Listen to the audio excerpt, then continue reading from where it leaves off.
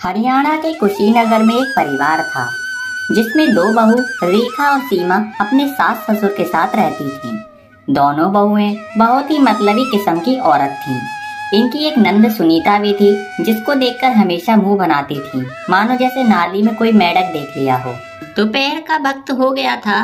आंगन में तुलसी के पास दो कुर्सियां रखी हैं। सास शांता देवी ने अभी अभी पूजा की है। माथे पर तिलक और चेहरे पर हल्की मुस्कान है।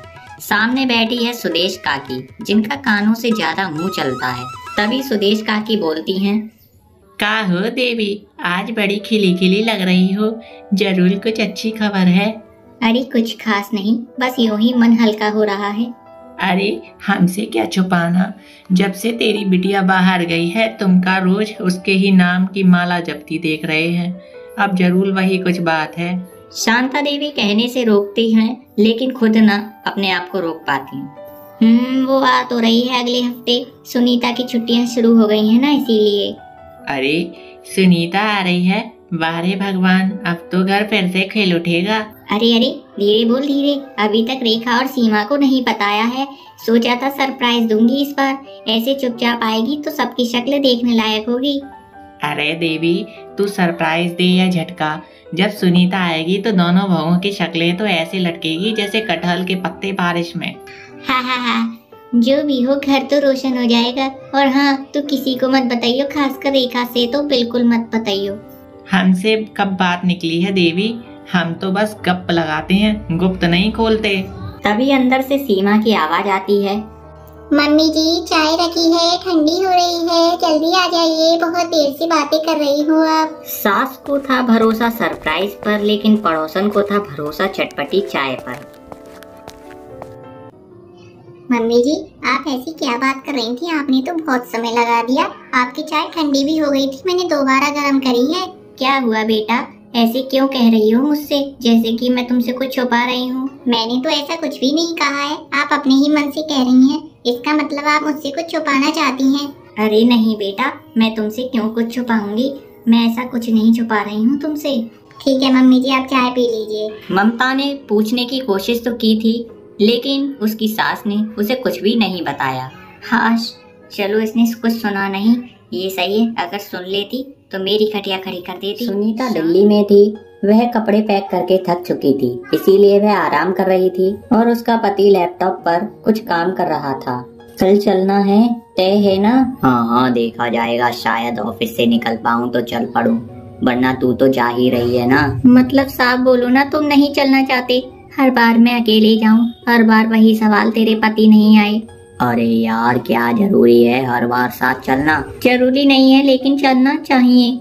एक बार भी तुम्हें लगा कि मैं अपने मायके जाती हूँ तो अकेले क्यों जाती हूँ, या मेरे घर वालों से मिलने का मन तुम्हारा क्यों नहीं करता है? तेरे घर की हवा अजीब लगती है सुनीता, हर कोई ताना ताना रहता है। तभी तो चाहती हूँ तुम साथ चलो, शायद तुम्हारी मौजूदगी से कुछ बदल जाए। मैं सिर्फ बेटी नहीं, बहन भी हूँ और अब पत्नी भी। तीनों रिश्तों को जोड़ना आसान नहीं है अकेले। इतना कहकर दोनों चुप हो जाते हैं। रोहन की आंखों में हल्की सी नरमी सी आ जाती है। ठीक है, बॉस से बात करता हूँ, कोशिश करूँगा चलने की। कोशिश नहीं, चलना है, वरना इस बार सिर्फ बेटी नहीं बीवी भी गुस्से में आएगी। शाम के समय बड़ी बहू रेखा दरवाजे पर खड़ी थी। वह सब्जी वाले का इंतजार कर रही थी, क्योंकि उसे शाम का खाना भी बनाना था। तभी उसे सामने से सुदेश काकी सामने से आते हुए दिखती हैं। वह मन ही मन सोचती है, अरे ये सुदेश आंटी क्या कर रही हैं इस टाइम? वैसे तो ये कभी निकलती नहीं है, आज कैसे निकल गई हैं? लगता है ये कुछ मुझे बताने आ रही हैं। मन ही मन बड़ी खुश हो रही हैं। चलो देखती हूँ ये क्या बताएंगी मुझे।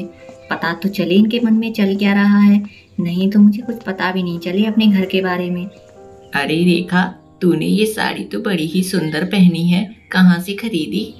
कहीं नहीं, वही आपसे ली थी हमने ये तो। अच्छा, तूने मेरे पति से ही ली होगी। हाँ आप सही समझी। चलो कोई बात नहीं। तुझे पता है क्या? सुना है तेरी नंद सुनीता आ रही है गर्मी की छुट्टियों में। क्या? कौन बोला ये? मुझे तो कुछ नहीं बताया किसी ने। अरे बहन, हमने तो ममता चाची से सुना, कह रही थी टिकट कटवा दी है, दिल्ली से आ रही है, अगले ही हफ्ते आ जाएगी वो। और तुमको नहीं बताया मम्मी जी ने? फिर तो बड़ी तैयारी करनी होगी। सूट, पेटी, फ्रूट, जूस, एसी वाला कमरा और हम रसोई में घुस के पसीने निकालें। अरे रेखा, तुझसे अच्छा स्वागत कोई नहीं कर सकता। तू तो बस खिचड़ी में भी वीआईपी टच देती है। मैं क्या करूं काकी, मेहमान तो वीआईपी बनकर आते हैं और हम बहुएं तो बिना तनख्वाह की एयर होस्टेस बन जाती हैं। हाँ, ये कैसे तूने डायलॉग दिया है? तू तो बड़ी खूबसूरत हो गई है इसका मतलब डायलॉग्स में। चल तो अब मैं चलती हूँ, तू अपना ध्यान रखना।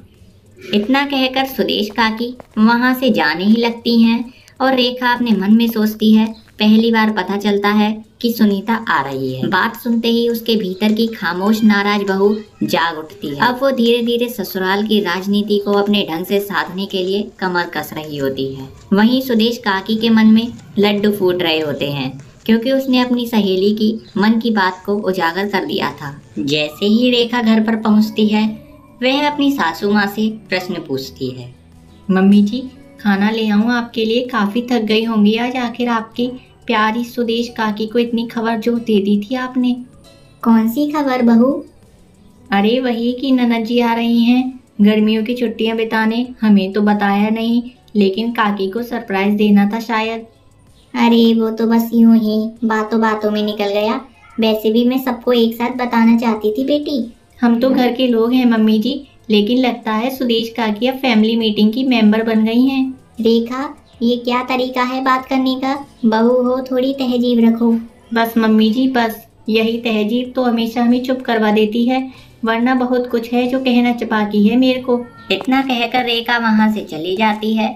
सास थोड़ी देर चुप बैठती है, फिर गहरी सांस लेती है, जैसे कुछ सोच रही हो या फिर पछता रही हो। क्या सोच रही हो शांता? कुछ नहीं, बस यूं ही जरा रेखा की बातें याद कर गई थी। सुनीता के आने की खबर काकी को पहले दे दी और बहुओं को छुपा लिया, वही बात कर रही थी ना तुम? तुम्हें कैसे पता? अरे घर की हवा बता देती है जब किसी के मन में धुआं उठता है। तुम क्या सोचते हो मैंने गलत किया? तू माँ है, पर घर की रानी बनने की कोशिश में कभी कभी माँ बनना भूल जाती है।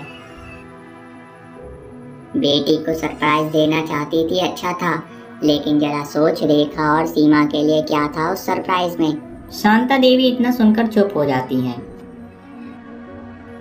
कभी कभी सरप्राइज से ज्यादा जरूरी होता है भरोसा, और वो काकी को मिला। इस बात को सुनकर सासू माँ को बहुत ही ज्यादा पश्चाताप होने लगता है।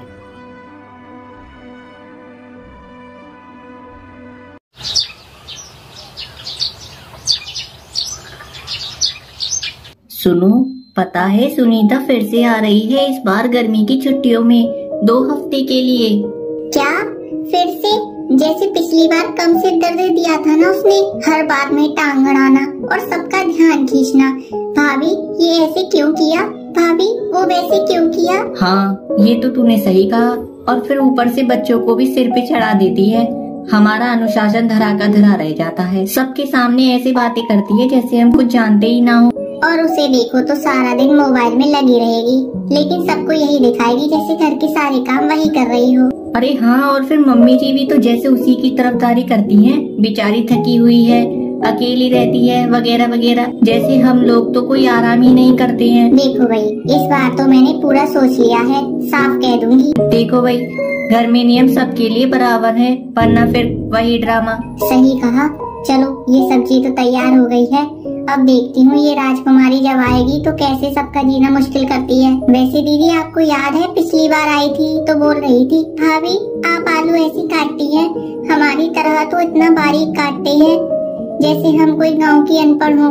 और तुझे याद है रात को जब सो गए थे तो मम्मी जी से धीरे से बोल रही थी, आपका बेटा तो अब पहले जैसा नहीं रहा, सीधा मेरे ऊपर ताना मार रही थी जैसे मैं ही सब बर्बादी की जड़ हूँ। और उसका वो इंस्टाग्राम, हर बात की फोटो, रसोई में आकर एक प्याज काटी और स्टोरी डाल देती है, घर की स्वाद की याद, जैसे सारी मेहनत उसी ने ही की हो। सही पकड़ा। और जो तुझे उसके हाथ की बनाई खिचड़ी याद हो, नमक की जगह शायद चीनी डाल दी थी, फिर भी सबको बोल रही थी डिटॉक्स कर रही हूँ। डिटॉक्स मतलब सबको टॉर्चर।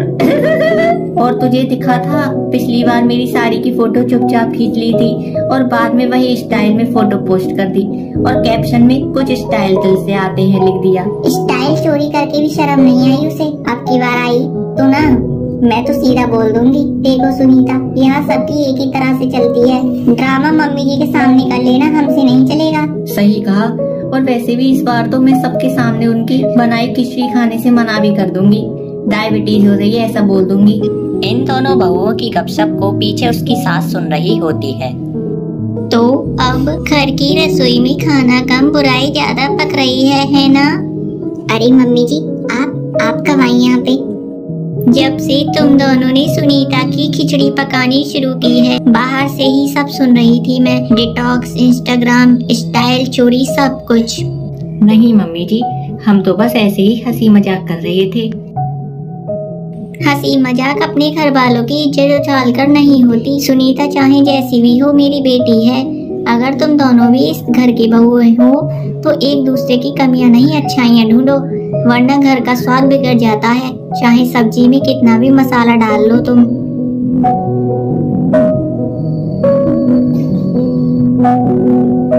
और हाँ, सुनीता आ रही है, लेकिन इस बार मैं देखूंगी कि तुम दोनों उसके साथ कैसा व्यवहार करती हो। सबका असली चेहरा सामने आ ही जाता है जब सामने बैठकर बात करनी पड़े।